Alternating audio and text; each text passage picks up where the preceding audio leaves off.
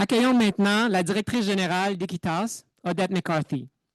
Odette McCarthy promouvoit les droits humains et l'égalité de genre dans tous les projets qu'elle entreprend. Elle est directrice générale d'Equitas depuis 2020. Odette cumule plus de 30 ans d'expérience en coopération internationale au sein de différentes organisations telles que Carrefour International et le CECI. Elle a siégé sur plusieurs conseils d'administration d'organisations à but non lucratif, incluant Coopération Canada. Elle est membre, entre autres, du groupe de travail pour une politique féministe étrangère.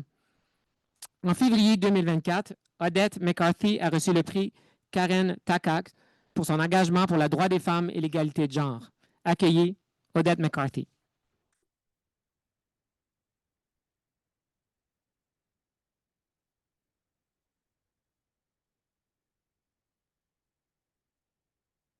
Bonsoir. Bonsoir. Nous sommes témoins ce soir du pouvoir du travail collectif. Je veux reconnaître la terre sur laquelle nous nous trouvons. Reconnaître le territoire est bien plus qu'un geste symbolique. C'est un acte de gratitude et d'engagement vers les peuples autochtones qui ont habité, protégé et travaillé cette terre depuis des temps immémoriaux. C'est aussi un rappel essentiel de notre devoir collectif de réconciliation et de justice. En tant qu'organisation active à l'échelle mondiale, Equitas reconnaît et affirme les droits des peuples autochtones partout dans le monde. Nous nous engageons à promouvoir et à soutenir l'autodétermination des droits humains des premiers peuples. Ce soir, prenons un instant pour se reconnaître que nous nous réunissons sur les territoires autochtones non cédés des Kanáakés à Tintake, Montréal. Il y a centaines d'années, des terres ont été un lieu de rencontre, d'échange et de dialogue dans un esprit de paix et de respect. Et c'est exactement ce que nous faisons ce soir. Venons de 4 coins du monde, littéralement, unis par cette même volonté de bâtir un avenir plus juste et plus équitable. Nous sommes ici pour apprendre et réaffirmer notre devoir envers les droits humains et notre responsabilité les uns envers les autres. Since 1967, Equitas, International Center for Human Rights Education, has been an influential Canadian human rights organization, working with individuals, communities, institutions, and organizations around the world to address growing threats to democratic rights and values. Through education, Equitas empowers people to understand and to claim and exercise their rights. At our very core, we believe in a very simple but powerful truth. The vast majority of people, no matter their position, no matter their identity, no matter their suffering or their responsibility, value fairness and equality. Now, in the midst of this disruption, the disruptive geopolitical changes that are happening worldwide, it's the time to make those values undeniable and to bring them into action. Educating at its very simplest form about the importance of human rights helps build a shared language of justice and dignity. Raising awareness is fundamental to our mission, and tonight's Equitalks offers a very unique opportunity to engage with distinguished speakers and explore the very powerful intersection between human rights and economic prosperity. Economy is not just a buzzword. It's trending in the media these days, nonetheless. We felt it was very critical to draw attention to the fact that human rights and a prosperous economy are not separate.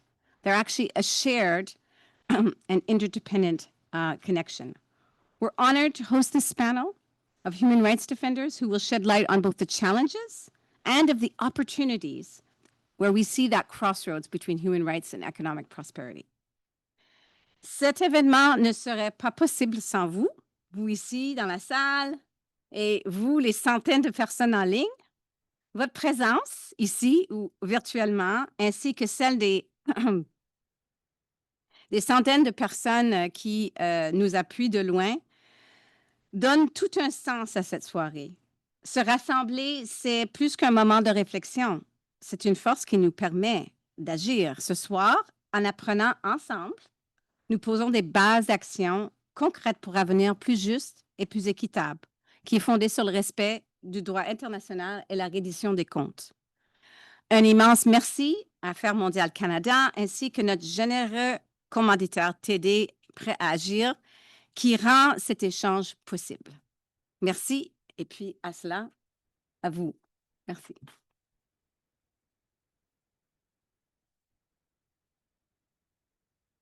Merci beaucoup d'être.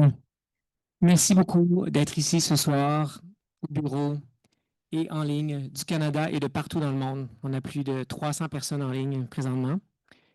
Présentement, dans un contexte où les préoccupations économiques se retrouvent dans l'actualité au Canada. On parle d'inflation, on parle du coût de la vie, des loyers qui sont chers, de l'épicerie qui coûte cher. Quelle est la place des droits humains dans une société prospère ou dans une économie forte? Aujourd'hui, nous allons aborder ces questions avec un panel canadien et international. Nous allons nous poser plusieurs questions. Par exemple, est-ce que les droits humains favorisent la croissance économique? Ou est-ce que c'est la croissance économique qui permet de développer des programmes sociaux qui, entre autres, favorisent le respect des droits humains? Ces concepts sont probablement interreliés, interdépendants. On va en discuter ce soir. Est-ce que le respect des droits humains est seulement la bonne chose à faire moralement? Est-ce que n'est-elle pas aussi la chose essentielle à faire pour une économie saine? We also have to think, will a population that have access to education and healthcare, a population that can access its and exercise its freedom of expression and association, regardless, without discrimination, regardless of their sexual orientation, gender identity, origin, or skin color? Will a population that can exercise their rights, will they contribute to the economy and in turn also improve the situation of human rights in our society and contribute to prosperity of a society? We also have to think, can human rights also contribute to the quality of the economic growth? And let's think also about what prosperity means, really. Is it only about economic growth? Can we also talk about the distribution of wealth and the equity that results from it? So many questions that we want to address tonight, and we're so privileged to have 4 great panelists tonight who will discuss with us all of these great questions. So everyone, welcome to the EquiTalks on economic prosperity and human rights.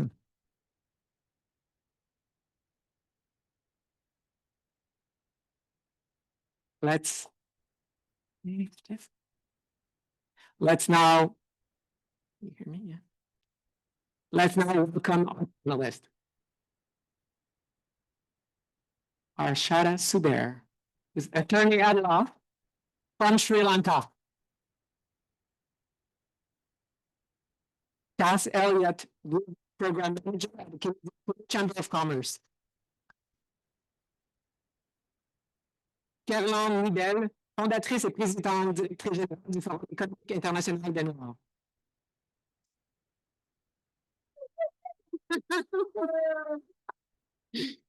Finalement, social en Guinée.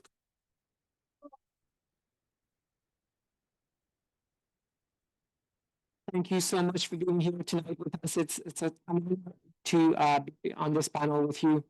Let's take a minute to introduce each one of you. Arshada, can you introduce yourself? Hello, everybody. My name is Arshada. I'm a lawyer from Sri Lanka. So basically, I work for the marginalized people in Sri Lanka, especially women who are affected by domestic violence, gender-based violence, and discrimination, and girls who are affected by period poverty living in rural areas of Sri Lanka and thereby their access to education. As a lawyer, I handle their cases. I appear for them in their cases like maintenance, domestic violence, and few other fundamental rights cases with senior lawyers. Also, as a human rights advocate, I present representing the minority groups in Sri Lanka, my policy recommendations to the government whenever required, and amendments of law, especially when they are violating the rights of minorities. Yeah, Thank you, Arshada. pleasure to meet you all here. Thank you for being here. Let's hear from Casa. Hello, folks. My name is Cass Elliott. I work for CQCC, formerly CGLCC, Canada's Queer Chamber of Commerce.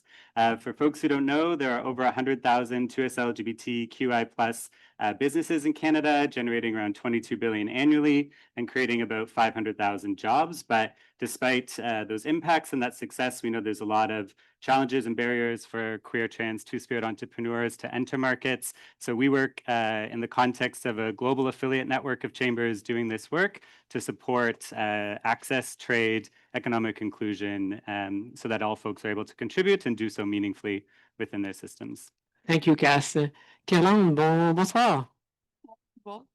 Je m'appelle Kerlande Mibel, je suis haïtiano-canadienne, haïtiano-québécoise, dépendamment de là où on se tient sur la question de la nation.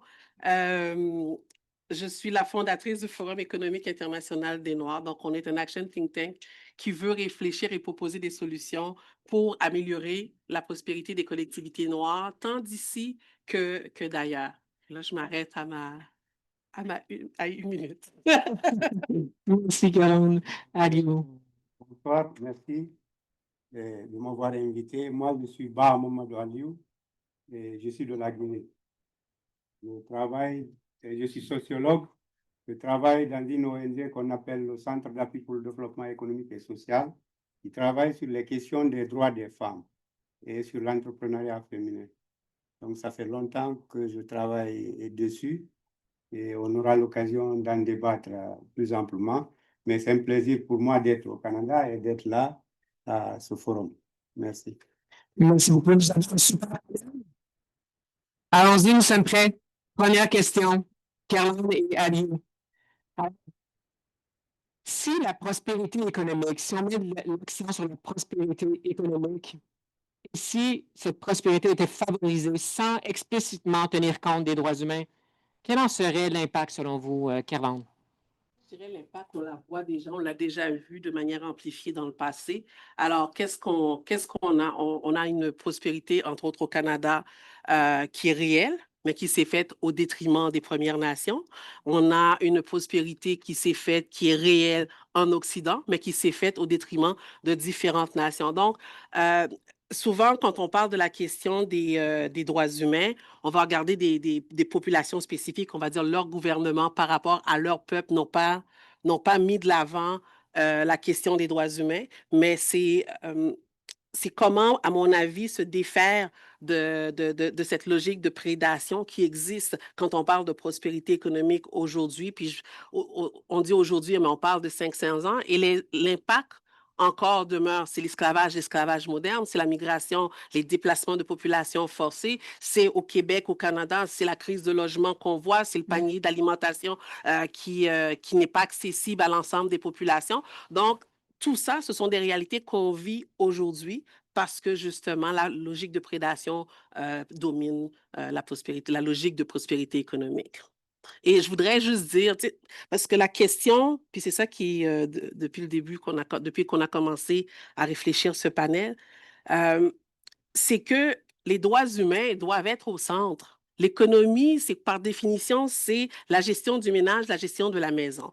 Ou bien c'est l'ensemble des activités que produisent les humains pour répondre à leurs besoins. Donc, si c'est ça la base de l'économie, donc la base, c'est l'humain. Et donc, l'économie doit être au service des humains et non les humains au service de l'économie. Donc, à la base, les droits humains, ça le dit, doit être à la base de...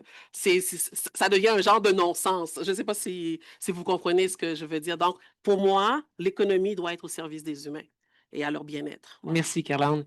Et Aliou, de votre côté? OK, merci. Quand on parle, pour moi, les deux sont liés.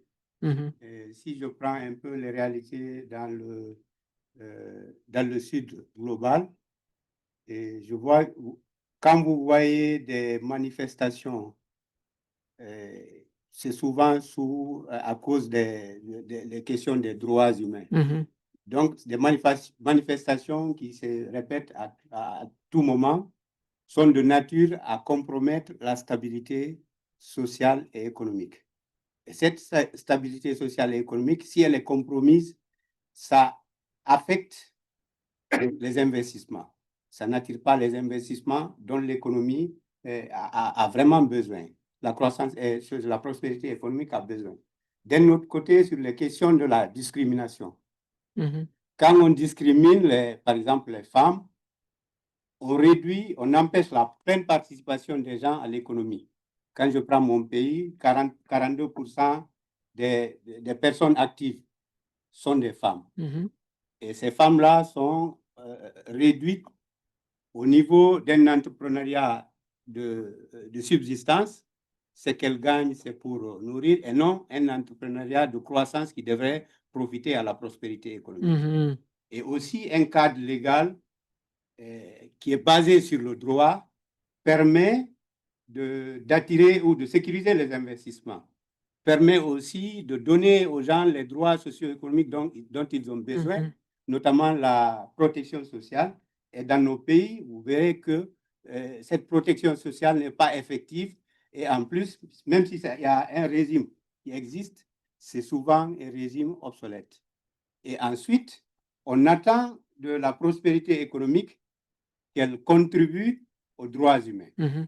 Par exemple, en investissant dans la formation, le capital humain, le renforcement du capital humain, à travers la formation et aussi l'éducation, mais également l'innovation, ce qui permet à l'économie aussi de contribuer et aux droits humains Bien sûr. de booster l'économie. Merci Merci. beaucoup, Aliou. Allons demander maintenant à nos collègues Cass et Arshada. In the intro that I did earlier, we talk about, there's interdependence and the relationship between economic prosperity and human rights. And what relationship do you see between those two concepts, and how can we strengthen the relationship between economy and respect for human rights? Cass first? Sure. Let's go. Yeah, so I mean, we know that inclusive economies are resilient economies, that economic inclusion is one of the most sustainable and effective ways to promote human rights and to prevent democratic backsliding. And it does that in a couple ways. On the individual level, if you're in a position where you're able to have dignity of work, where you can earn an income, put a roof above your head, have those basic needs met, you're able to show up in your community of communities without having to have that level of fear. It's a great method of building resilience on the personal level. And then on a preventing democratic backsliding, when you think of what democracy is at its core is equality, and when you have a diversity of voices that are able to be at the table, you have a diversity of ideas able to create and shape the system and contribute to the system and impact the market, you empower opportunities to create representation and dispel this myth of the other as opponent, and to show examples where we're not at odds with each other and the sky doesn't fall when we have access and rights and inclusion, and we're able to create markets and systems that benefit everybody. I don't know if you have things to add there.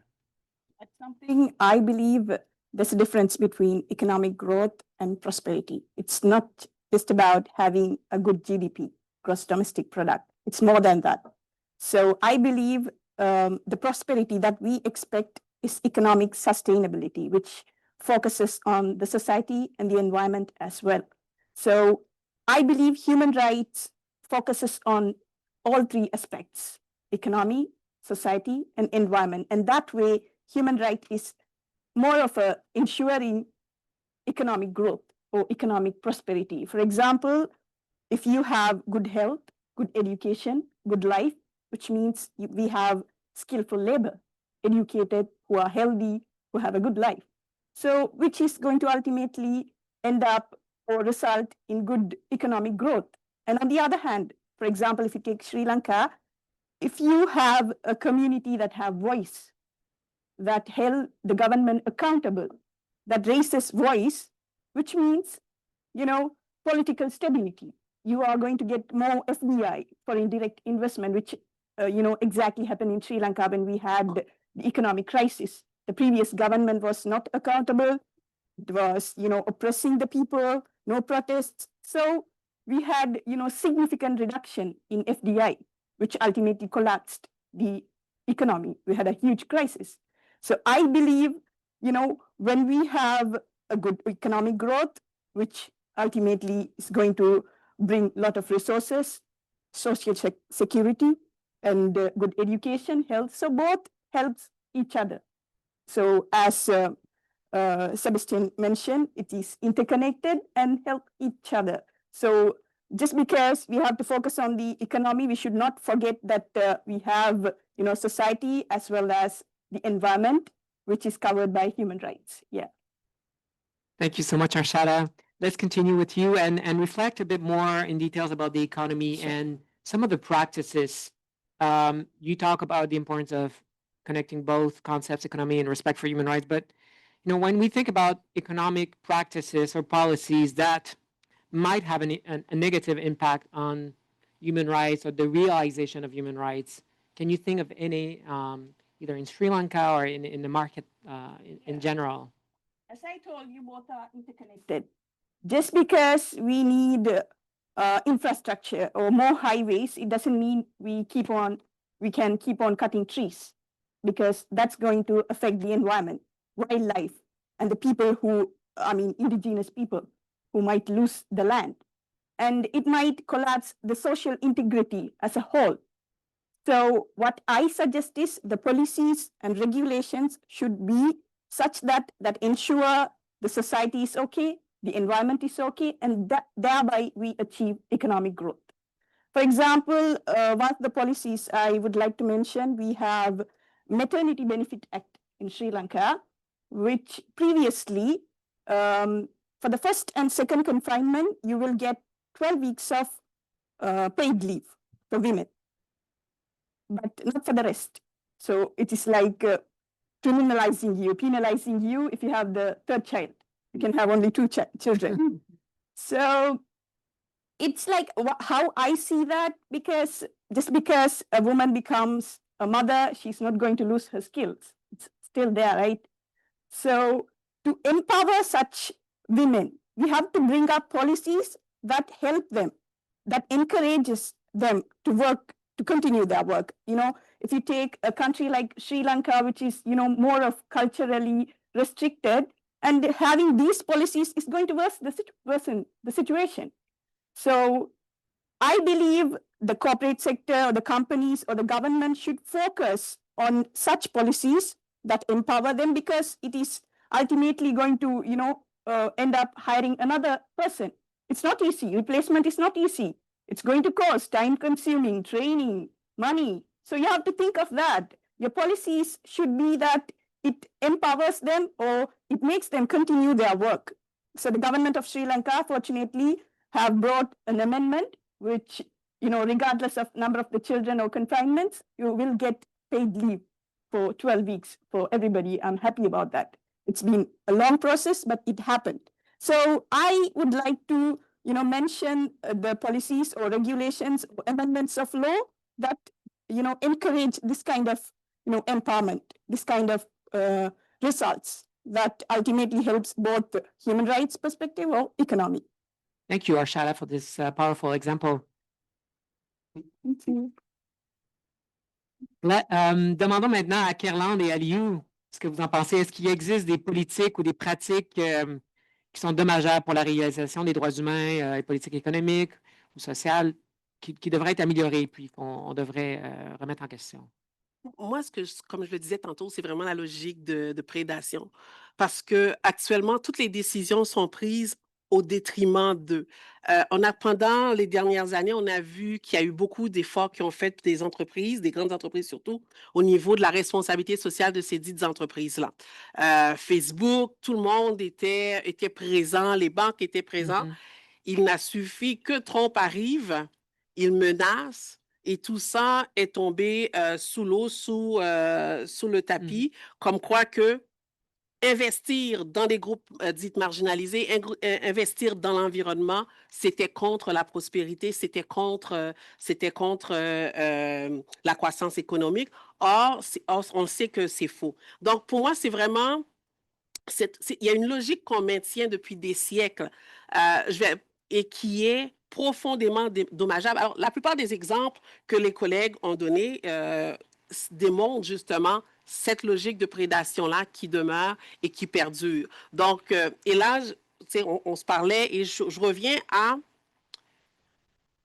pour avoir une transformation profonde, on a beau, en bon français, chialer auprès des grandes entreprises, mais il y a quand même un autre acteur qui est très présent et qui maintient également toujours le même langage, à savoir les universités, ceux qui enseignent la gestion également, qui eux aussi enseignent cette gestion prédatrice, cette façon de faire les affaires qui est une vision prédatrice et qui date, qui est archaïque. Donc, je me dis qu'aujourd'hui, on a, donc, au-delà de tout ce que je vais dire comme exemple vont être juste des exemples de prédation actuellement. Puis on a, je ne sais pas, est-ce que c'est encore au début de l'année qu'on a eu quelqu'un qui a décidé qu'il prendrait la terre de quelqu'un pour en faire une station balnéaire. Ça, c'est une logique de prédation également. Cette guerre-là, on ne rentrera pas, je ne sais pas où est-ce qu'on est situé ici. J'ai pas lu j'ai pas lu les affaires, mais c'est une guerre prédatrice qui existe. Et la plupart des guerres, qu'est-ce qu'elles sont? C'est de la prédation. On veut aider l'Ukraine. L'Ukraine doit céder quelque chose également pour pouvoir avoir cette aide-là. Donc, tous les exemples, puis je vous donne le pari ce soir, pendant toutes les interventions que vous allez entendre, de trouver autre chose que de la prédation et non pas de... si vous arrivez à trouver un exemple où est-ce qu'il y a de la croissance économique aujourd'hui qui ne relève pas de la prédation sous une forme ou une autre, faites-le moi savoir. Moi, j'aimerais bien savoir. Et je parle de croissance économique substantielle, OK, qui ne relève pas de cette pensée archaïque-là. Et sinon, je peux parler en entrepreneuriat. Il y a encore des pratiques qui existent en entrepreneuriat, entre autres par rapport aux entrepreneurs noirs, où est-ce que c'est ouvert à tout le monde, évidemment, quand les appels d'offres du gouvernement sur le site SEAO, je ne me rappelle plus, c'est ouvert. Mais pour postuler, il faut que tu aies un chiffre d'affaires de X millions. Il faut que tu aies un X nombre d'employés, ce qui fait que dans les critères mêmes, donc qui sont finalement très structurants, donc qui viennent d'empêcher la participation de ces entrepreneurs-là. Donc, il y a différents exemples, mais encore une fois, il y a une logique de prédation qui sous-tend l'ensemble de ce qu'on vit aujourd'hui. Des barrières importantes. Ouais, dont voilà. On va parler un petit peu plus tard. Aliou, de votre côté, au niveau des pratiques sociales ou des pratiques qui ont un effet négatif? D'accord. Elle a parlé de la responsabilité des entreprises Mhm. dans nos États où il y a des ressources naturelles importantes. Il y a cette question de redistribution des revenus aux populations. Parce que généralement, les revenus de ces ressources-là alimentent le budget de l'État. Mhm. Et le budget de l'État ne permet pas d'investir parce qu'il faut une redistribution nationale qui fait que ces communautés qui sont impactées par ces activités, notamment minières, ne profitent pas réellement des retombées de l'exploitation minière. Mhm. Ensuite, nos États actuellement, avec les austérités, avec le poids de la dette, ne font qu'investir au paiement de la dette. C'est-à-dire la plus grande partie du budget est allouée au paiement de la dette. Ce qui fait qu'il y a peu d'investissement au profit des communautés. Les gens ne profitent pas effectivement des ressources ou des revenus. Il y a une mauvaise redistribution des revenus. À cela s'ajoutent des aspects liés aux droits humains. Et logiquement, il y a l'universalité des droits humains. Oui. Mais il y a aussi le relativisme des droits humains. Mhm. Le relativisme des droits humains fait qu'en sorte qu'il y a certains qui profitent, d'autres ne profitent pas. Et ici, personne parmi nous n'est prêt à relativiser ces droits. Mais quand il s'agit de quelqu'un d'autre, on peut dire que tel a droit à ça, tel n'a pas droit, notamment les femmes. Donc, c'est des pratiques aussi à combattre, c'est des pratiques à changer en déconstruisant ces pesanteurs socio-culturels. Et ça doit se faire à travers l'éducation sur les droits humains. Quand je prends la Guinée, 60% de la population a moins de 25 ans. Donc, ça veut dire que c'est une population jeune. Si on ne travaille pas au changement de mentalité, au changement pour universaliser ces droits humains, ce qui veut dire que ça va perpétuer les pesanteurs sociaux qui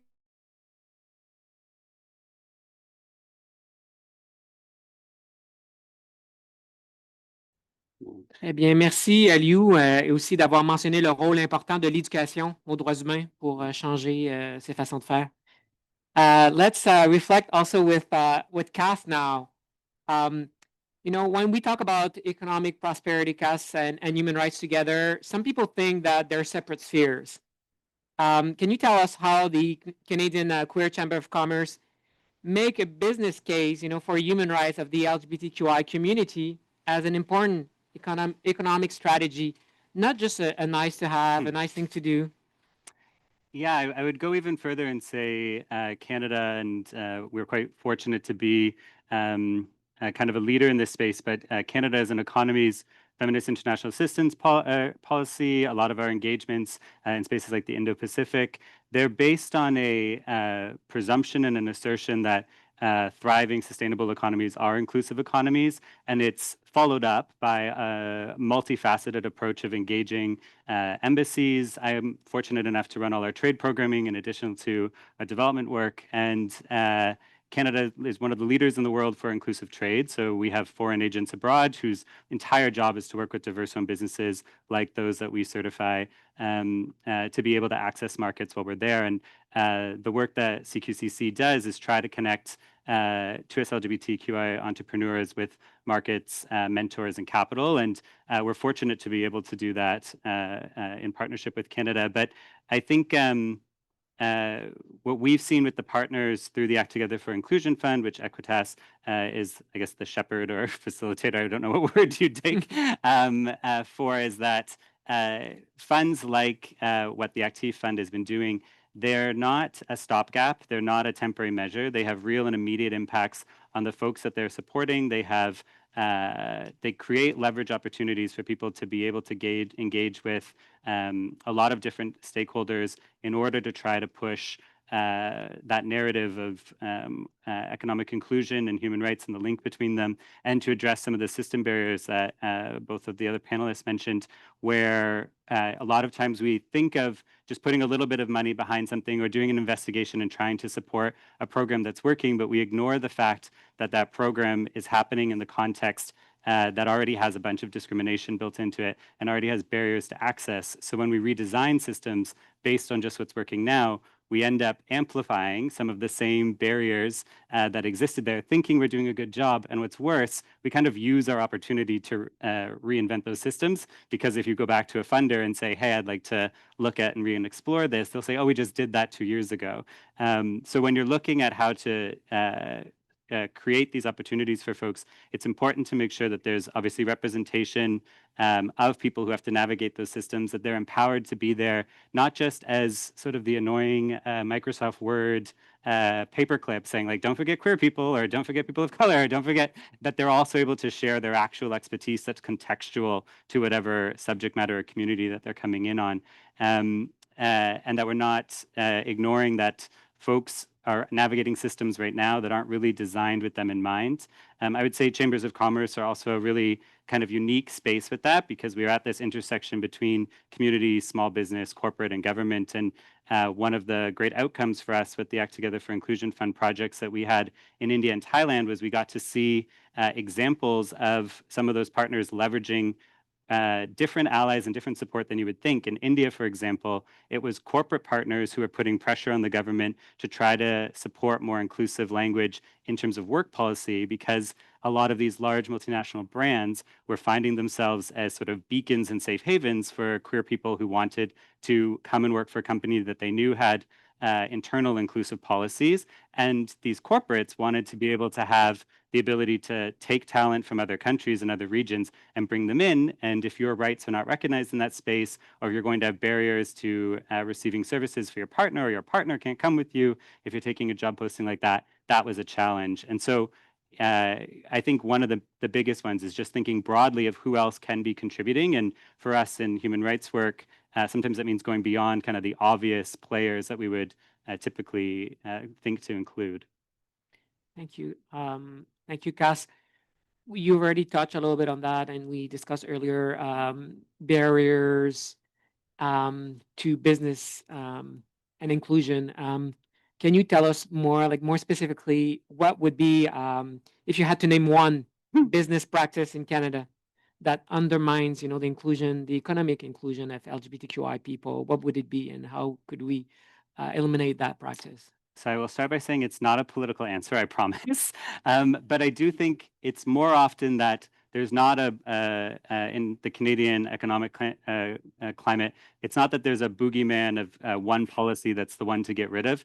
It's really that the complacency and the erasure that just happens so naturally, and not necessarily with ill intent, but just kind of from ignorance or a lack of exploration or a lack of investigation into who your programs are serving, who your grants are funding, do they have proportional representation to the folks that are a part of our broader communities? Is there opportunity to explore and investigate and challenge that? Some of us were having a chat earlier about just the natural way that you can make business contacts, and you know the people that you know, and you promote the folks that you've met in a room. And if all the folks that you know happen to be from your community or look and sound like you're naturally just going to keep reinforcing that same constriction on how broad and how diverse your network is. And without methods in place to compensate for that, it's just going to keep happening. So for CQCC, we have a supplier diversity program. We certify businesses as 2S LGBTQI owned.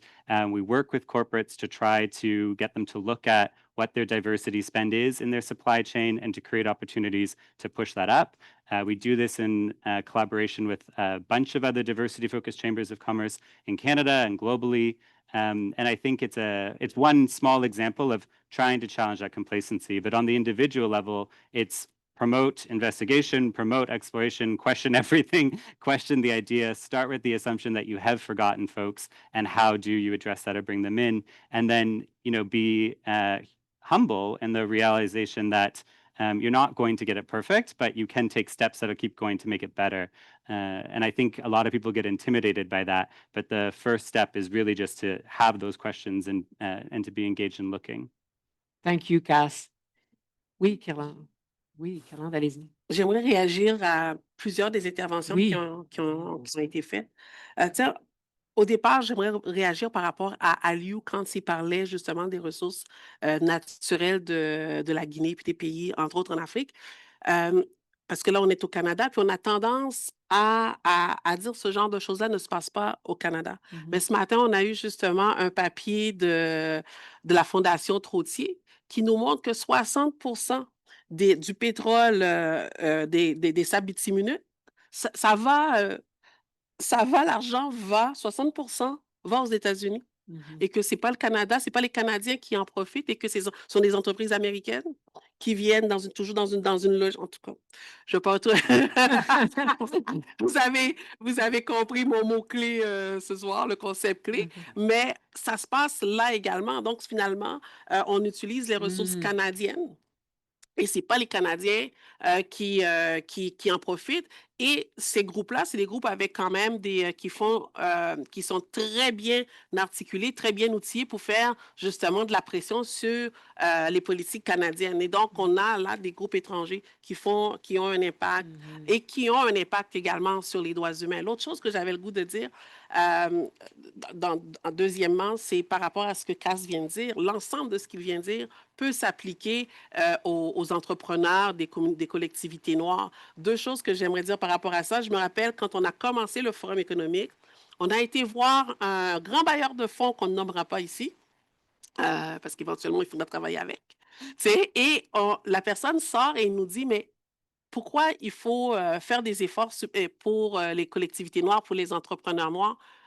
Et donc, je lui explique, mais ce n'est pas la question qu'il me pose qui est problématique. C'est le fait que c'est la journée qu'il lançait un programme dédié aux entrepreneurs des Premières Nations, mais il n'était pas capable de faire le lien avec les réalités des collectivités noires. Et donc, c'est vraiment ce que dit Cass, c'est cette logique de devoir accepter en toute humilité de se remettre en question, qu'importe le groupe qui est devant nous, et surtout pour les groupes qui ne sont pas devant nous, de se remettre en question de comment, comment qui on est en train d'oublier autour de la table, et des discussions qu'on a fait. On a fait des avancées, et c'est pas parce qu'on a fait des avancées qu'il faut rester sur nos lauriers, parce que c'est tellement facile de revenir en arrière avec les biais précédents, et on le vit là déjà dans les communautés noires avec les différents entrepreneurs.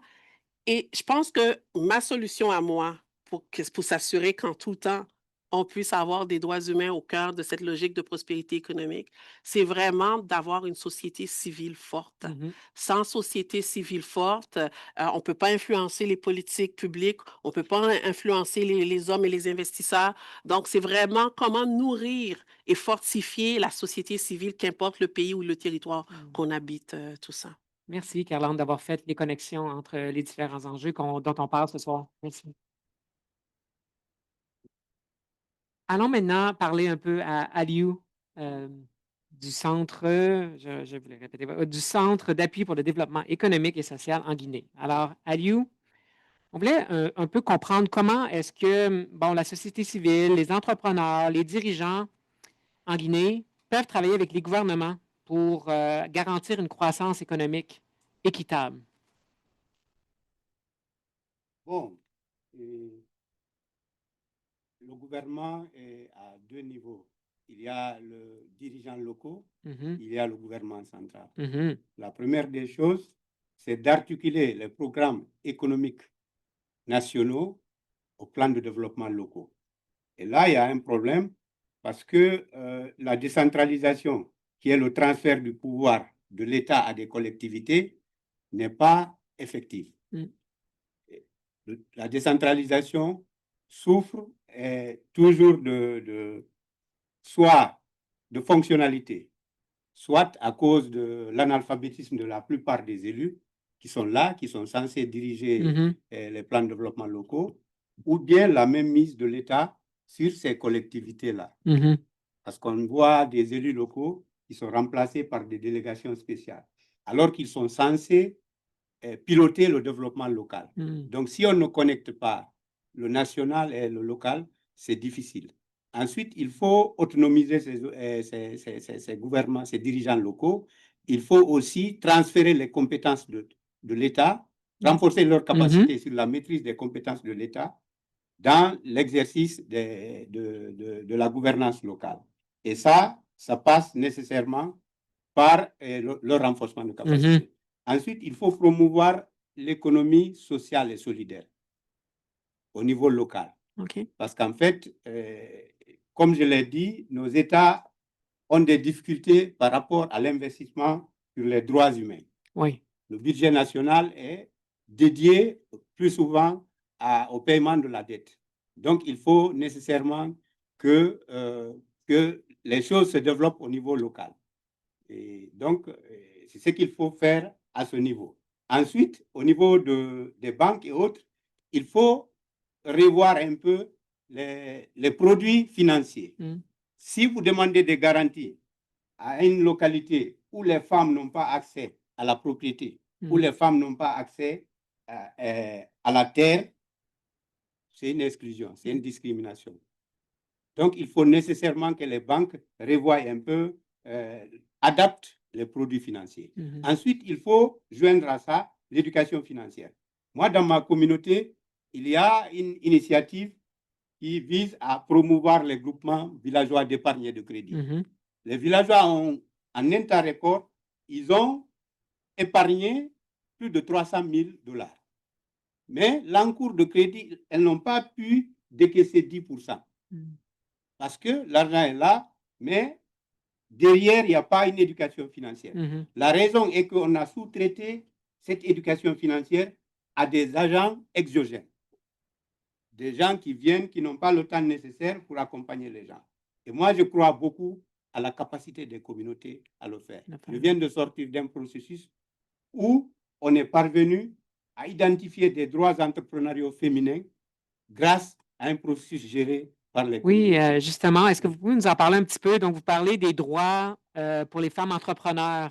Vous avez participé avec votre organisation à la politique nationale guinéenne en matière d'égalité de genre, en adoptant ces 5 droits pour les femmes entrepreneurs. Pouvez-vous nous en parler un peu et nous dire, bon, à quoi ils consistent et comment ça s'est passé, là, l'adoption de cette politique nationale qui inclut les droits des entrepreneurs féminins? En fait, on est dans un contexte où il y a un pluralisme de droits. À côté du droit légal, qui n'est pas discriminatoire, il y a le droit religieux et le droit coutumier. Mhm. Comme on est dans une société africaine rattachée à ces valeurs, donc le droit coutumier et le droit religieux priment sur le droit légal. Ce qui fait que les femmes n'ont pas accès à leurs droits, bien que la loi légale le reconnaît. OK. Mais Donc, des limites, nouveau. Oui, dans la pratique, on a initié un processus de concertation avec la seule question, qu'est-ce qui empêche les femmes d'accéder à des droits égalitaires? C'était ça la question, et ça a été mené par des associations féminines, une concertation de 15 mois qui a abouti à l'identification de 5 droits, dont l'un des droits est l'accès des femmes à leurs propres revenus et à la gestion de ces revenus-là. Mhm. L'accès de la femme, libre accès de la femme à la propriété légale, Mhm. l'accès de la femme à la terre, l'accès de la femme au crédit, libre accès au crédit. Parce qu'on peut avoir les mêmes conditions pour les hommes et les femmes, mais on dit que tu ne peux pas donner à ma femme de l'argent sans mon consentement ou à ma soeur. Et le 5e droit est lié au droit d'accès à l'éducation et à la formation. On a vu des femmes qui sont dans un processus de développement, qui sont limitées par qui sont analphabètes, mais qui ont besoin de l'alphabétisation, mais qui disent, si on doit faire l'alphabétisation, il faut que nos maris acceptent. Mm. Donc, c'est des réalités qui font que c'est difficile. Donc, ces droits entrepreneuriaux ont été identifiés par les femmes elles-mêmes OK. et ont été portés au niveau national. National, dans Ça a cette été politique. introduit dans la politique nationale JAR. Aujourd'hui, on est en train de promouvoir cette politique-là grâce à ces femmes qui ont identifié ce qu'il faut en termes de développement. Félicitations. Merci. Merci. Merci beaucoup, Aliou. Passons maintenant à Kirland. Donc, Kirland, vous dirigez un groupe de réflexion sur la diplomatie économique, hein, visant à accélérer la prospérité des communautés noires. Quelle est, selon vous, la meilleure stratégie pour favoriser la prospérité économique des communautés noires tout en prenant en compte les droits humains? OK. Je vais dire, il n'y a pas de réponse unique, on s'entend. Sinon, tout le monde le saurait, comme on dit. Mais je pense que la logique, d'abord, c'est les Noirs, indépendamment de nos réalités, de nos contextes dont tout le monde est au courant, colonisation, néocolonialisme, traite négrière, tout le monde est au courant de ça. Indépendamment de ces réalités-là qui perdurent, je pense qu'aujourd'hui, les Noirs doivent faire un choix de vision, un choix de s'aligner et d'aller vers cette logique de prospérité économique-là. Et ça devient un choix. C'est sûr que ce choix-là, plusieurs pays peuvent le faire, mais et dans une logique de géopolitique, ce n'est pas toujours évident. Et donc, c'est un choix d'autodétermination quand on parle de pays. Un choix de souveraineté économique, de souveraineté politique, de souveraineté à tous les niveaux. Et donc, de faire ce choix de réelle autodétermination, ce n'est pas un choix qui est facile. On le voit dans certains pays qu'on nommera pas parce qu'il y a différentes positions par rapport à ces pays-là. Mais je pense qu'au départ, quand on parle de pays, c'est une question de souveraineté économique, une souveraineté politique, souveraineté à tous les niveaux et qui puissent s'aligner les différents leaders vers une logique de prospérité. Puis quand je parle de leader, je parle également de la société civile, c'est pas seulement les politiciens ou bien encore les gens d'affaires. L'autre chose, toujours dans cette logique d'autodétermination, c'est de choisir d'investir dans les communautés noires. Donc, quand George Floyd est arrivé, moi, je me suis fait appeler, entre autres, par la Caisse de dépôt, puis il m'a dit, Kirland, as-tu des joyaux, des entrepreneurs à succès à nous proposer, tout ça? Puis ma question, c'était, c'est quand vous avez investi dans ces entrepreneurs-là pour qu'ils deviennent tu sais, des joyaux. Donc, il faut faire le choix, d'investir dans ces groupes-là pour qu'ils les laisser grandir, mûrir, mais ça va également pour les communautés noires de choisir d'investir dans les entrepreneurs noirs. Il y a une étude qui a été faite, entre autres, par l'Université Kellogg, qui dit que sur chaque 100 $ dépensés à l'intérieur de la communauté, c'est comme Christian ici va faire son marché, sur 100 $, il dépense 10 $ dans Méli-Mélo, qui est un marché haïtien.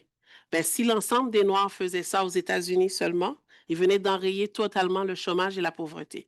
Parce que les Noirs, à ce moment-là, quand l'étude avait été faite, avaient le même pouvoir d'achat que le Canada. Donc, je veux juste que vous voyez le pouvoir de ce 10 $ dans la transformation des collectivités noires eux-mêmes. Donc, nous, les Noirs, on aime, nous, excluant la personne qui parle, aimons dépenser pour les marques de luxe. Ce n'est pas vraiment mon dada à moi. Mais je ne dis pas aux gens de ne pas dépenser pour leur Mercedes ou quoi que ce soit. Ou bien pour, je ne sais pas moi, aller chez Toki, c'est pas vrai. Mais, tu sais, comme les dépenses qu'ils aiment faire sur chaque 100 $, c'est 10 $. C'est pas grand-chose et ce 10 $-là peut faire une différence. Donc, on a pris l'exemple des États-Unis, mais c'est une réalité au Canada. Ça va avoir un impact au Canada aussi si les Noirs, les Afro-Canadiens le font. Ça va avoir la même réalité en Afrique parce que même les Africains ne dépensent pas, n'investissent pas dans dans les entrepreneurs de leur communauté également. Donc, c'est un choix qui doit être conscient. Une des dames qu'on a invitées avec qui on a invité, elle a fait 1 an de temps à consommer noir. Okay? Donc, tous ces achats, elle les a faits consciemment auprès d'entrepreneurs noirs. Mais ça, pour faire ça, ça implique qu'on ne choisit pas la facilité. Parce qu'aller chercher son gaz, peut-être que ça va vouloir dire sortir de Montréal pour aller trouver un entrepreneur noir qui a un Petro-Canada. Il y en a à Montréal, là, des Noirs qui ont des Petro-Canada, mais il faut les savoir. Et ça aussi, il faut être en mesure de les identifier, ces entreprises noires-là qui existent, parce qu'on n'est pas en mesure toujours de dire ceci, c'est une entreprise noire, ceci est détenu par un Noir. Donc, pour les pays, une question d'autodétermination. Et ça veut dire que nous qui sommes ici, qui faisons partie du G7, du G20, c'est d'influencer nos politiciens puis de dire laissez-les tranquilles. Comme Trump, dans son premier mandat, il n'a pas parlé d'Afrique une fois. On était contents. Ça veut dire que on était en paix pendant une période. Là, il parle beaucoup des Africains, il parle beaucoup. Ça, c'est de la peur parce que ça veut dire quelle logique de prédation. Il a signé de quoi avec le Congo? Puis il a dit, qu'est-ce que le Congo a perdu? Okay? Qu'est-ce que le Congo a perdu dans cette signature-là? Donc, autodétermination. Et si on dit que les peuples noirs de l'Afrique subsaharienne, des Caraïbes, les collectivités latino-américaines doivent aller dans une logique d'autodétermination, ça implique que les autres joueurs autour les laissent faire. Ça, c'est de 1. Et l'impact de l'autodétermination de ces pays-là, ça veut dire que Legault, avec Paul Saint-Pierre Plamondon, n'auront plus de problème d'immigration parce que tout le monde resterait chez eux. Moi, la première, je retournerai en Haïti en paix. OK? Donc, l'impact est pour ici également. OK? Donc, je m'arrête. Autodétermination, les Noirs choisir d'investir en eux-mêmes. Et puis, pour les Noirs, dire, ben, tu sais, le produit n'est pas fini. Ça manque de fini. Tu sais, on aime ça, les affaires bien faites. Tu comprends? Mais investis l'année prochaine que tu vas vouloir acheter, tu vas voir, il va s'être amélioré. Et quand ça devient un choix conscient, les gens ont le goût de grandir parce qu'ils ne veulent pas te faire honte également. Donc, tous les Noirs, investissez vos 10 $ dans des entreprises noires. Il y a Dame Sarah qui existe. Il y a plein d'entrepreneurs qui ont des produits noirs qui existent. Et également, j'invite les non-noirs à acheter noir également parce que vous êtes des consommateurs avec une conscience. Voilà. Merci. Merci, Caroline, pour ces réflexions. Let's, talk about the gender equality aspect with Arshada. Arshada, you work on gender empowerment of women and girls, and also in line with what we just discussed for Black communities, for the LGBTQI community, for women and girls. some people argue that gender equality in economic terms is also nice to have, and it's a nice thing to add in terms of gender and economic development, rather than a core component of development. What do you think, and how do you push back against that reflection? Yeah, to add something, I just got to know that because I'm from South Asia, Canadian context, but I'll pick some examples from global aspect and the Sri Lankan one. For example, with regard to gender equality, like nice to have, I would go back to Peru. Peru in 1990s amended their customary laws that restricted women having property rights, legal rights, or that restricted women joining workforce. So within a decade, in 10 years, the labor force participation of women increased to 15%. And since 2000 to 2014, it increased to 58 to 68%, I believe, which is a huge increase. The Peru has been, developing as one of the highest improving or economically developing countries in Latin America. So how could you say it's a nice to have? Of course, it's a core element. And going back to Sri Lanka, we have Shops and Office Employees Act, which restricts women, working after 6 p.m. You can't, I'm from South Asia, so you can't work after 6 p.m. to 6 a.m. With the development of IT, we have many companies, doing LPO, legal process outsourcing, KPO, and the BPO companies, focusing on the IT aspect. But usually they are UK-based or US-based, which falls, the work time falls during the night in Sri Lanka. So having a provision like that, eliminates women joining these sectors. I would say labor force participation in Sri Lanka for women is just 30% compared to men having 70%. But the literacy rate in Sri Lanka is more than 90% for both males and females. So you could see the government has been spending a lot of money on education. Both are educated, but you eliminate a certain group from the workforce. So what's the point of it? How come it is nice to have? It's going to affect the economy because Sri Lankan GDP is mostly consisted of service sector.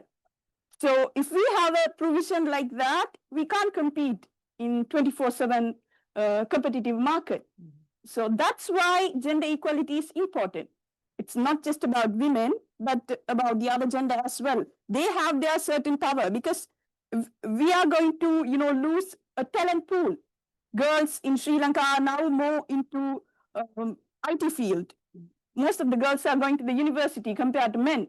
But you ending up doing nothing because of these work norms, because in Sri Lanka, customary things, social norms, they dominate.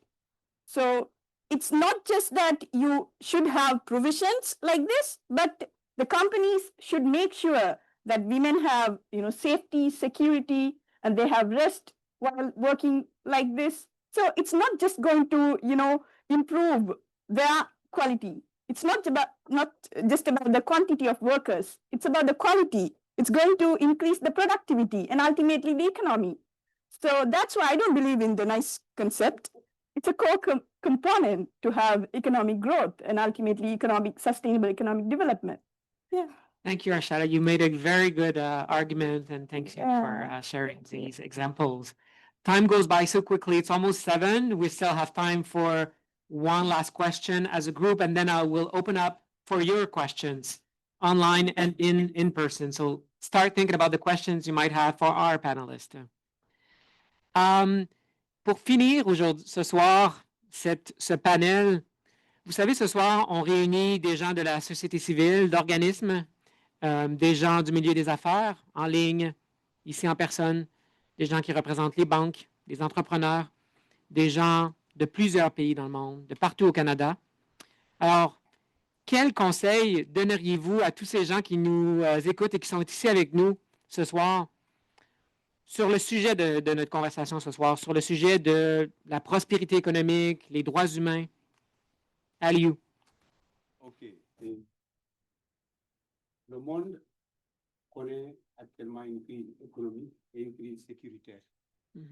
Et ce qui se passe actuellement montre que ce qui s'est passé aux États-Unis amène les pays qui apportent l'aide publique au développement à réinvestir l'aide publique au développement pour des dépenses de souveraineté.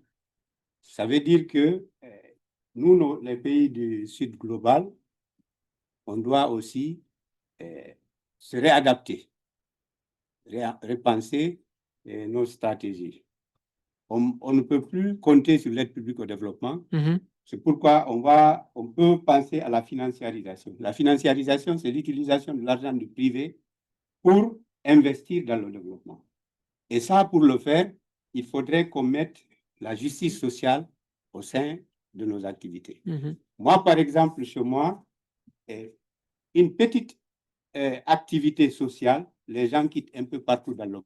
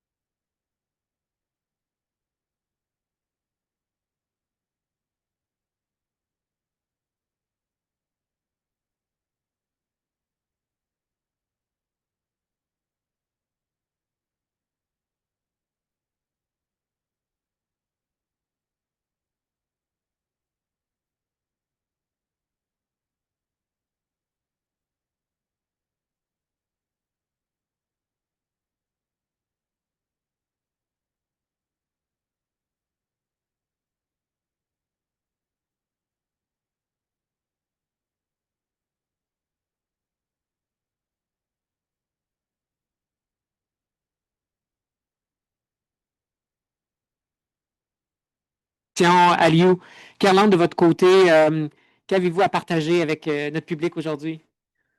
OK. Alors, au public canadien, aux élus canadiens, aux hommes d'affaires canadiens, aux banques canadiennes qui sont là. Le Canada n'est pas parfait, le Québec n'est pas parfait, on le sait, on est des humains, c'est une société humaine, donc il y a de l'imperfection, donc on a mis ça comme base. Néanmoins, malgré cette imperfection-là, je pense quand même que le Canada avait un rôle de phare à jouer à travers le monde. Et actuellement, on est tous en train de baisser les bras, on est en train d'éteindre la lumière canadienne pour se conformer aux demandes de Trump. Or, il faut je le nomme, là, je veux dire, c'est lui, là. Sorry. Il nous faut des sociétés, il nous faut des femmes, il nous faut des hommes, il nous faut des gens de conviction qui croient dans l'humain. Oui, pour les affaires. Écoute, pour moi, la prospérité, c'est d'abord la prospérité dans ma logique à moi, c'est que chaque personne puisse grandir, puisse s'épanouir économiquement, oui, mais dans différents autres aspects également. Donc, ceci étant dit, la prospérité n'est pas confinée qu'à la richesse économique. Mais on ne doit pas, en tant que phare, accepter d'éteindre sa lumière. Parce qu'à ce moment-là, on est en pleine noirceur. Et comment qu'on fait pour sortir excusez le terme que je vais utiliser, du merdier dans lequel on est en train de nous amener là, collectivement, globalement, comme dans le monde. Donc, ça, c'est en tant que Québécoise, en tant que Canadienne, aux gens d'affaires, aux élus, ou bien à la société civile canadienne qui nous écoute. C'est ce que j'ai. S'il y a des fonctionnaires, parce que les fonctionnaires, ils ont un rôle important à jouer, les fonctionnaires. OK. C'est eux, ils sont là indépendamment des politiciens qui passent. Faites ce que Cass a dit. Remettez-vous en question. Parce que vous êtes des humains, porteur de tellement de biais et vous renforcez, et vous avez le pouvoir calme de renforcer ces biais-là dans vos décisions, dans vos façons de faire, dans vos pratiques au quotidien. Et donc, c'est le message que j'aurais le goût de dire et puis à ceux qui nous écoutent, je ne sais pas, soyez humains. Je veux dire, parce que vous lancez votre entreprise, c'est pourquoi? Pour que vous soyez bien. Alors, est-ce que être bien veut dire que Aliou, ça doit aller mal pour lui? Je vois pas la logique. Je vois pas je la comprends pas. Je suis peut-être bizarre, mais je la comprends pas, cette logique-là. Pour que moi j'aille bien, il faut que je détruise un autre. Donc, ceux qui lancent des affaires, ceux qui accompagnent les entrepreneurs, amener une autre logique qui n'est pas prédatrice. Je ne sais pas, je ne veux pas donner de nom. Aliou a parlé d'économie sociale. Je ne veux pas donner de nom, je ne veux pas donner de forme spécifique, mais ayez à cœur on est dans une logique de co-construction. C'est humain. Je sais que tu veux que j'arrête. Non, non. Non. Comment? Tu sais, on est dans une logique de co-construction. Ce monde-là, il nous appartient. On veut on n'est pas alarmiste ou quoi que ce soit. Je ne suis pas alarmiste, mais on est responsable de notre frère, on est responsable de notre sœur. Et les affaires permettent ça. L'éducation permet ça.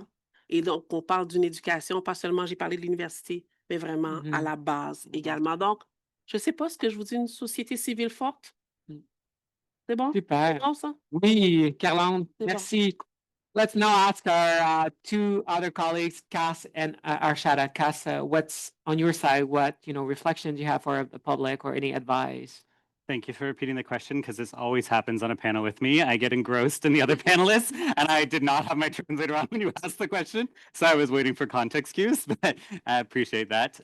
Yeah, I would echo everything that's been said already, talking about collaboration, and I would say there are positive strategy actions that can happen, but in our current climate, we also can't have a conversation about impacts of strategies without talking and being aware of the risks and being conscientious towards guarding ourselves against that. So I think it was mentioned about not letting Canada's light go out in the work that we do in this. And we have a long legacy of supporting inclusion and democratic values. There's a really interesting statistic that I heard from Doug Kerr with Dignity Network Canada that unfortunately Canada is soon to be one of the top donors internationally for our dollar spend for international development work related to LGBTQI initiatives. That is not because Canada is increasing its give, it's because the previous top two are reducing theirs, and so we're rising up relative. So when you think about that in a global scale, and when you think about that as a legacy, it's quite scary, it's quite depressing, and it does make this case that at the very least, maintaining the funding that we're doing is kind of the bare minimum, because when hopefully things turn around, things get better, there's action that is able to follow, and some of these other countries are able to come back and choose to start giving more money again, that Canada's role in helping to kind of steadfast hold that knowledge and create that space for folks to pick that work back up and carry forward will be an opportunity for us. I would say as well on the being aware of the risks and the negative, it's being conscientious and not kind of putting our heads in the sand that there aren't negative players out there who are trying to weaponize things against us, trying to weaponize points, creating arguments that don't really make sense.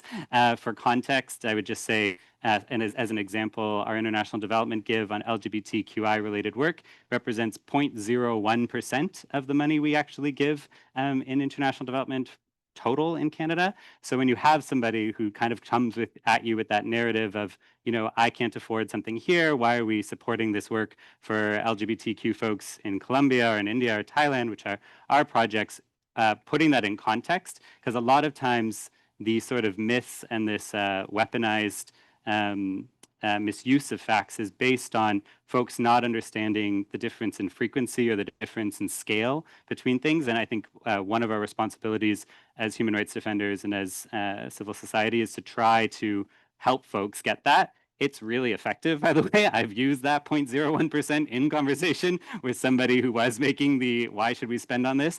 And it's pretty hard to argue against that and not look super silly when you put it in context. The other great one is to put it into context against other spend in terms of like billionaire status and corporate engagement of what's possible there. Just one last thing I had somewhere in here. Oh, I would just say too, echoing what's been said previously of finding collaborators and finding other countries that are continuing to do this work, other partners in your personal life, other organizations that are doing it. It really does make a huge difference. Again, to plug Act Together for Inclusion Fund and Dignity Network Canada, what's been so amazing in both those spaces is they're collaborative environments where we're able to come together and share what's working in our work, what's not working in our work, try to find ways to support each other's applications, to prepare cross-country partnerships, cross-agency, cross-sector partnerships, so that when there are funding opportunities or there is a call, we're not scrambling to try to plug something in together that would maybe meet the ask that's being given, but we're able to already be ready and to have proposals and to be able to work together and support that work and maximize it, because we need more of that now, especially when there's so much receding and so much coming back at us. Thank you so much, Cass, for these reflections. Arshad, on your side, what are your final reflection and advice for the guests tonight? Yeah, one thing, they talk a lot, I think. One thing I would, to focus on, whether they are companies, civil societies, individual, focus on human rights education, because that's the whole point of me having here. Because social justice, human rights, and humanity, that doesn't come, alone. It comes with so much of ripple effects. So, for example, I conduct legal aid camps. I go there, provide legal advice, and one of the ladies that I remember, an old woman, widow woman, who was deprived of her inheritance rights from her deceased husband. Children, left her with nothing. So I help her. I didn't do anything. I didn't give her money because I don't have, but I gave her the knowledge of her right. I made her aware of her rights, which, I filed a testamentary case in the district court. I prepared the documents and all. And ultimately, her children came to a settlement. She got her inheritance right. She got her property, which is, because of that, she got the right to health, education, property. That's what I can do as a human rights advocate. So you spending on human rights or legal awareness, it's not actually a cost.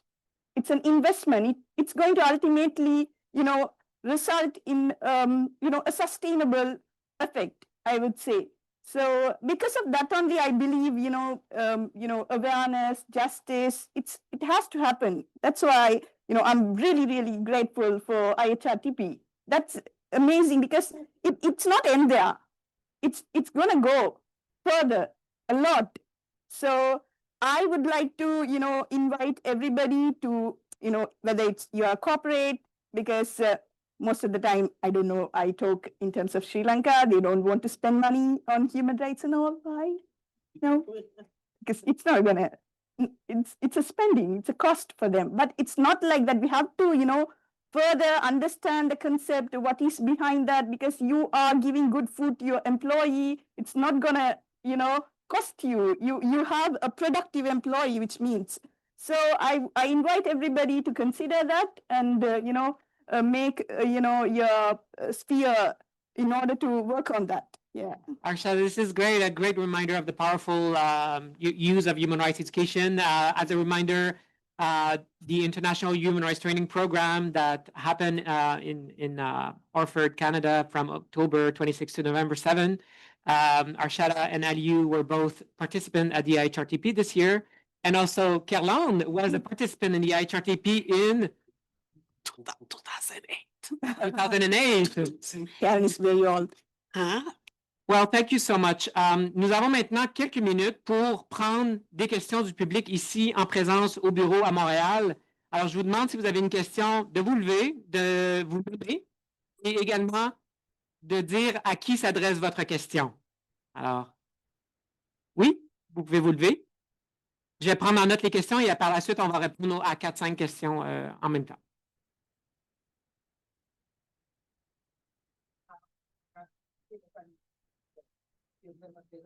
You can't hear that.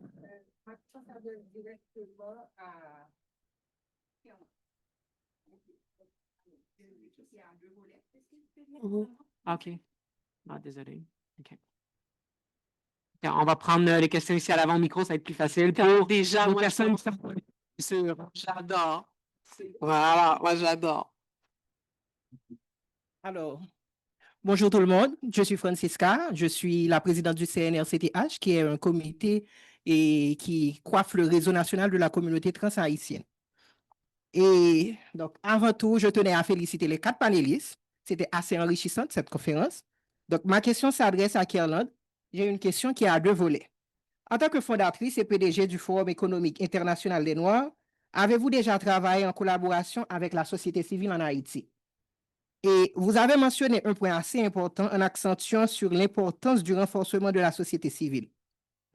Alors, tenant compte du contexte socio-économique et sociopolitique d'Haïti, quelles sont les meilleures stratégies selon vous pour renforcer la société civile tout en conservant de très bonnes relations avec le Canada?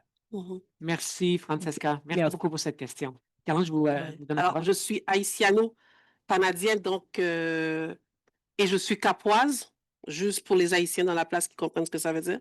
C'est-à-dire que il y a les Haïtiens, vous connaissez la fierté haïtienne pour Haïti, mais malgré que ça va mal, les Capois, c'est un autre niveau. Tu sais, c'est comme tout ce qui est bon est Capois. C'est tout dans le monde. Donc, c'est juste. Mais blague à part, c'est pour vous. Oui, la réponse, c'est oui. D'abord, ma première implication à vie, mis à part l'Église, là, c'était pour les Dominicains de descendance haïtienne qui sont dans les batailles. C'est ma toute première implication. Ensuite, moi, j'étais dans la Jeune Chambre, présidente de la Jeune Chambre de commerce haïtienne. Je suis membre fondatrice de Grand Monde, qui est à Génie-Paillé, entre autres, qui est en train de construire le campus universitaire à Génie-Paillé. Puis on a créé l'Institut l'ISTEA, qui est un institut de sciences et technologies et les études avancées en Haïti. Donc, ça, c'est pour l'ensemble de quelques-unes de mes implications. J'ai fait des missions commerciales en Haïti. J'ai d'autres choses. Je suis une ancienne casque bleue en Haïti, mais canadien, évidemment. Et dans les dernières années, ce que j'ai fait avec l'aide du Forum, c'est qu'en 2000, et l'autre, avant que je dise ça, je faisais partie de la conférence, je suis membre du comité de pilotage de la conférence nationale, donc ceux qui ont travaillé sur la réforme constitutionnelle d'Haïti jusqu'à dernièrement. Je pourrais t'en parler si jamais ça t'intéresse. Et je fais partie également du comité de suivi Haïti-Québec sur le plan du gouvernement canadien en lien avec Haïti. Et nous, en 2021, le Forum économique, on a commencé une démarche de réflexion sur comment faire pour renforcer le tissu social d'Haïti. Et pour nous, ça passait par une démarche d'acceptation, réconciliation et guérison nationale. Et donc, on s'est entouré de 20 organisations. On a fait une non-conférence, entre autres. On a fait une non-conférence avec 350 personnes sur cette question-là. Et on présente les résultats la semaine prochaine. Donc, la réponse, c'est oui. Et on a le goût de continuer. Maintenant, avec la dernière expérience que je viens d'avoir sur la réforme constitutionnelle, c'est quand même c'était très conséquent comme démarche, un an de travail. Je te dirais, moi, je suis sortie de là avec la profonde conviction qu'il faut plus de femmes. Et c'est pas simple.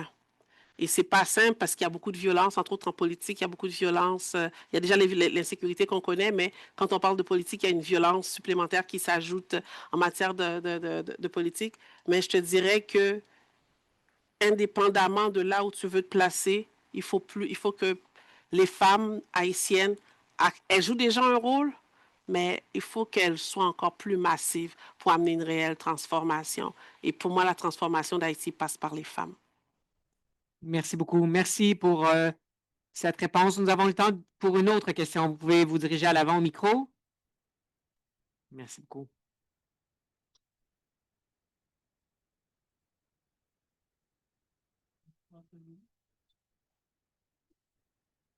Bonsoir tout le monde.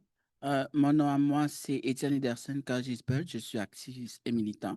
On me connaît sur le nom de Marie-Madeleine. Ma question s'adresse à deux personnes, Madame Kirland et Monsieur Cass. Je commence avec Monsieur Cass.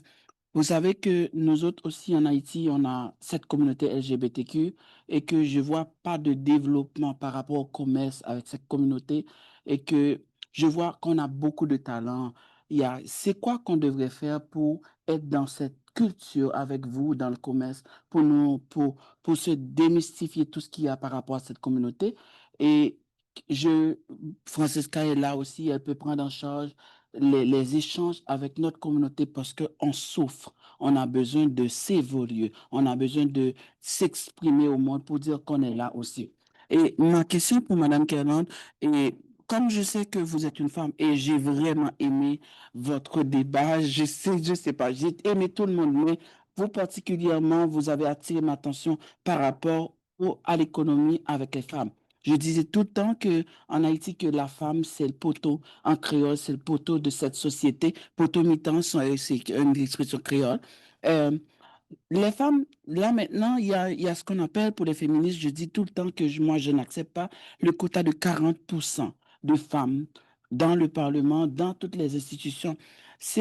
Vous, en tant que militante pour l'économie des femmes, c'est quoi qu'on devrait faire pour introduire plus de femmes dans le gouvernement ici parce qu'ils en manquent? Merci. Merci beaucoup pour votre question. Vous avez été haïtienne quand je t'ai vu marcher. Commençons avec Cass. Oui, allez-y, Cass. How many headpieces? You're doing fine. Just need to learn French and make this a lot easier on my Yeah. ears. Okay. Second that.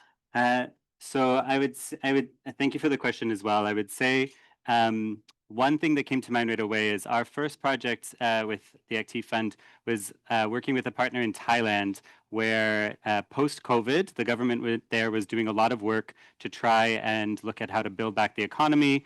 But what was happening is a lot of diverse voices, queer voices were being left out of that conversation and how to go about building it back. And so what they brought was a really innovative project where rather than trying to support directly LGBTQ businesses, which is what we're normally involved in doing, they were working with sectors where queer folks and trans folks were more likely to be. So gig economy, tourism, basically all the precarious sectors that don't have a great ability to come together and advocate for more money and more funds. So that's one area of think broadly into the areas of work where folks from those communities are operating or could be operating and try to leverage the power there with the shield of it's not necessarily specifically queer or specifically trans when you're in a situation where the government may be hostile towards recognition or towards direct support or actively barring foreign funds to support projects that are going on there. Another one I would say is in our recent project with our partner in Colombia, there's a lot of regional similarities that happen between some of the different countries in Latin America. And so we were trying to support them and are still supporting them in establishing a collaborative pool of other chambers outside of just one space where folks can try to leverage corporate spend, different procurement opportunities when they have businesses that happen to be queer, happen to be trans, where they can access different support from the embassies. I would say too, a program that a lot of people don't know about with Canada is CFLI funding. So it's it's through the embassies, it's awarded annually. It's quite flexible in the types of projects it can be used towards. So working with the Canadian Embassy within other countries can be a good way to get a little bit of operational funds. Obviously, it's challenging in some spaces where there isn't an embassy and where there isn't some of that support. But I would say that just kind of anecdotally, what I've seen from some of the chambers that are operating in spaces where there's an active government trying to stop them from participation and contributing and gaining access to the market is really just like do what you need to do to be healthy and safe and engaged. Try to find international collaborative partners with kind of smart funding streams that might look a little different. So that can be funding through health, that can be funding through trade, that can be funding through small business, and just happen to support a lot of queer and trans folks in the small businesses that you're supporting. And I think do what you're talking about of reaching out and finding more partners to connect with, and try to go from there. Thank you, Cass. Caroline, on your side, qu'est-ce que vous pouvez ajouter? La question, c'était de savoir qu'est-ce qu'il faudrait pour s'assurer de la parité, tout ça. Oui, de parité. Donc, tu sais, 40%, ils n'ont pas été atteints, puis c'est loin d'être atteint. Nous, on a dans la réforme constitutionnelle, on a notre groupe a proposé la parité carrément, tout ça, et c'est pas passé. Donc, le gouvernement n'a même pas voulu aller de l'avant avec ça. On a proposé pour assurer, tu sais, comme Haïti, c'est quand même une population jeune. On a voulu donner plus de place aux jeunes. Ça fait, il y a eu un clapback, comment on dit ça là? Backlash, un retour. Ouais, par rapport à ça. Donc, négatif. un retour négatif par rapport à ça. La diaspora, il y a eu, tu sais, ça n'a pas été bien reçu. Mais je te dirais, encore une fois, c'est vraiment ce que j'ai dit tantôt, c'est de travailler avec la société civile. Nous, on a suite à ça, il y a une démarche qui est en train de se faire, justement dans l'optique d'avoir plus de femmes, en politique en Haïti. Donc, si jamais on peut se parler pour voir. Mais je dirais un peu ce que, tu sais, par rapport, Cass a dit quoi? Quand Francesca a parlé qu'elle est la présidente d'un comité trans, puis haïtienne, pas bon mentir ou nous fait un peu. Est-ce que vous voyez ce que je veux dire? Ma réaction, c'est comme fuck, c'est la protection. Tu comprends ce que je veux dire? Puis, qu'est-ce qu'il dit? Et soyez en vie. Assurez-vous en tout temps de votre sécurité parce qu'on sait comment ça peut être. Moi, c'est ma première. Je ne suis pas gay, mais j'ai déjà milité pour la cause. Et j'ai eu, moi, j'ai vu ce que j'ai reçu comme baffe.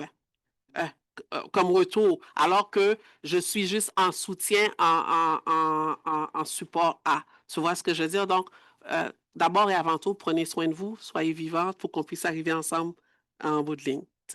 Donc, merci énormément. Un dernier commentaire, Cass, vous vouliez ajouter une dernière chose? One more tiny little thing is just the other piece too is that work, it's incremental, but the gains that happen along the way, those are banked. Those happen. You learn what worked in the community and the growth process. You made the case for inclusion. You brought folks on. And even when there is a pullback from that, like we're seeing now in many, many spaces, we've done that part of the path before. We've traveled that distance. And so I think it's, again, that's the benefit of having international collaborators is they help you keep the hope and they help you keep the reminder that you can come back to that ground. You can hopefully retake it. It is horrible to cede ground. It's very frustrating. This work can be super, super frustrating and it is unfair. So it's going to provoke a negative reaction in you because you're empathetic humans and that's why we're doing this. But I think that's a really key part. I would say to our chamber partner in Ecuador, they just put a pause on the work that they're doing. They've been very, very active, but the government right now there is not in favor of their work and is putting a lot of barriers legally to how they can actually even operate. And so they've announced a pause, but there's no way that work is just stopping. It happens then in community, it happens with neighbors, it happens in those spaces of being healthy and safe and finding the points to push through and then coming back to that when we have the opportunity. And then it's like run. When you get the opportunity, push it as hard and as fast as you really can. But I wish there was more to offer there, but yeah, I would just keep that part in mind. Thank you, Cass. Very, very quick. Caroline wants to add very quick last comment. Il nous faut du courage. Merci beaucoup. Merci encore à tout le monde. Merci aux panélistes. Il nous reste 2 dernières interventions. Vous pouvez rester ici, nos panélistes. Stay here. Nous allons inviter maintenant Drew Warwin, vice-président de district du groupe de la banque TD. Avec Christian Berton. Christian également. Christian Basson. We're doing it as a duo. OK, great. Alors, merci, félicitations à tous les panélistes. Donc, je suis Christian Basson, directeur régional développement des affaires communauté noire à la Banque TD, donc pour la région du Québec. Voilà, je suis accompagné de mon collègue Drew Warwin, qui est vice-président de district. Donc, écoutez, au nom de la Banque TD, nous sommes extrêmement fiers de nous associer à Equitas. Donc, voilà, nous sommes extrêmement fiers de nous associer à Equitas. Et c'est d'ailleurs le moment de rappeler ici que nous venons de renouveler notre entente pour trois nouvelles années. Alors voilà, pour nous, merci. Donc, pour nous, à la Banque TD, l'inclusion, l'équité et la diversité sont des valeurs fondamentales qui guident chacune de nos décisions. C'est par l'entremise de notre plateforme d'entreprise citoyenne, la promesse TD Prêt à agir, que nous exprimons notre engagement citoyen. Nous souhaitons participer à la mise en place d'un milieu où tout le monde peut s'adapter et s'épanouir. Alors voilà, c'est dans cette optique et aussi parce que nous partageons des valeurs fondamentales avec Equitas que nous la soutenons depuis plusieurs années maintenant. En 2018, d'ailleurs, la TD s'est engagée à remettre un don aux collectivités d'1 milliard d'ici 2020 dans 4 domaines qui soutiennent le changement, encouragent les progrès et contribuent à rendre le monde meilleur et plus inclusif, toujours via notre plateforme d'entreprise citoyenne, la promesse TD Prêt à agir. Et voilà, félicitations sur une note personnelle. Merci infiniment pour venir d'un pays, le Cameroun, qui est aux prises avec des difficultés concernant les droits humains. Donc, je vous dis bravo, vous êtes des héros parce que vous portez la voix de personnes comme nous qui vivons confortablement de nos emplois. Vous savez, on n'ose pas manifester, on n'ose pas sortir par peur de représailles et des courageux comme vous, au risque même parfois de leur vie, portent haut les voix qui n'arrivent pas à s'exprimer, les espoirs qui sont tus. Merci beaucoup. Merci beaucoup. Merci. Merci énormément. Merci, Christian. And I put Christian first of all, because he's just a wonderful speaker, but he embodies what we are trying to do for diversity and specifically for the Black community. I mean, he's a great ambassador. We worked together in the past, and I'd like to see that you have a little bit of gray hairs coming in, and the sagesse vient avec ça. There is a part of the speech I do have to say. So this is, I don't think this was written by ChatGPT, but I just want to make sure that we catch all the points. First of all, thank you to Equitas and to the panelists today. Now, I met Arshada and Aliou earlier at lunch. We had a nice conversation. It was really, really, I don't know, educative for me. So, I mean, education never stops for anybody, and you have to try to find something new to learn every day. And I learned a lot. And so my brain is full, and after this panel, certainly fuller. So Arshada, Cass, Kurland, Aliou, thank you so much for what you do, but also for what you've shown us and taught us tonight. And I shouldn't say, like Jean-Sébastien, like you just like you were nervous, but like it doesn't show. Like you should be like on David Letterman, have your own. I was not nervous. Oh, you were not nervous? No. You were nervous.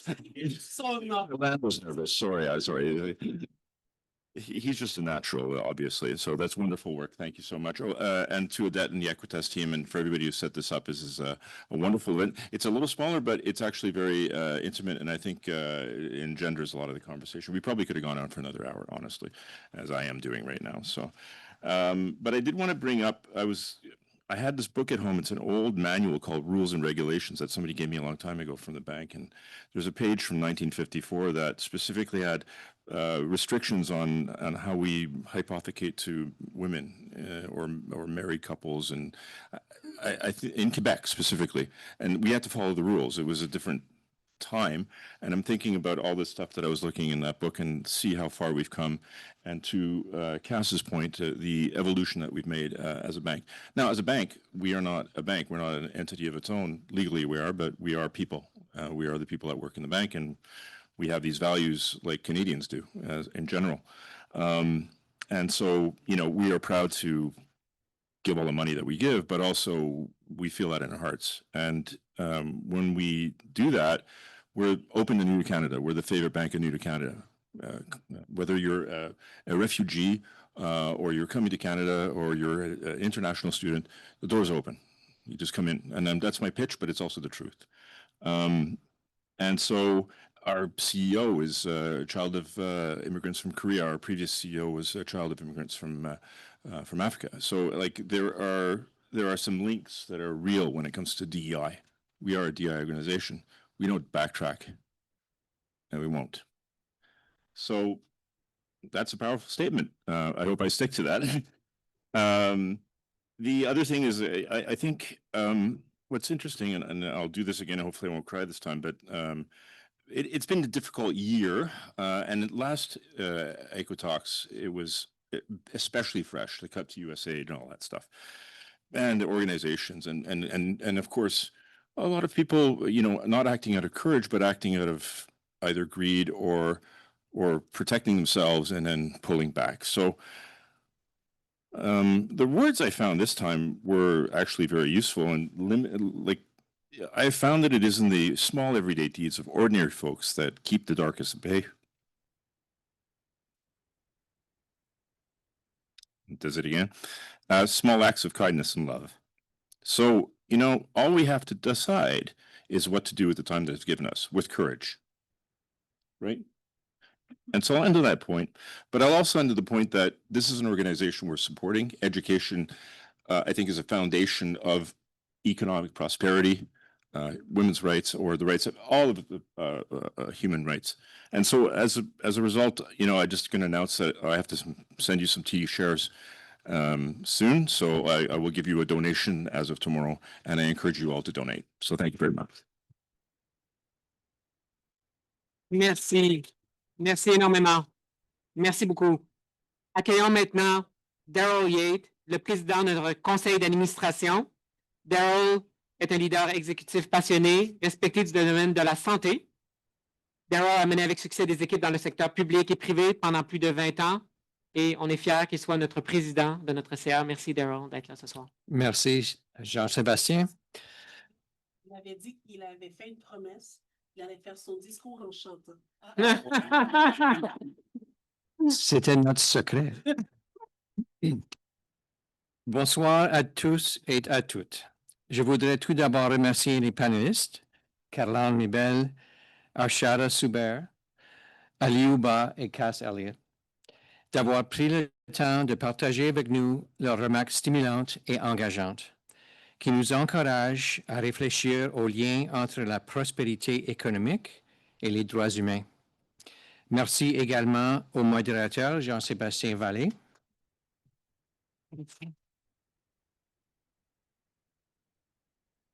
J'aimerais également vous remercier d'avoir participé à Equitalks aujourd'hui et d'avoir montré votre soutien à la mission d'Equitas et au rôle de l'éducation aux droits humains pour réfléchir aux enjeux importants de notre société. It is very fitting that we host the Equitalks event on World Kindness Day. Be nice if every day was World Kindness Day around the world. The discussions tonight highlighted the fact that sustainable prosperity cannot be achieved without guaranteeing human rights, which promote social stability, civic participation, and reduced inequalities. Thank you for your thought-provoking reflections and the questions you brought for the panel. Les Equitalks de cette année furent un succès.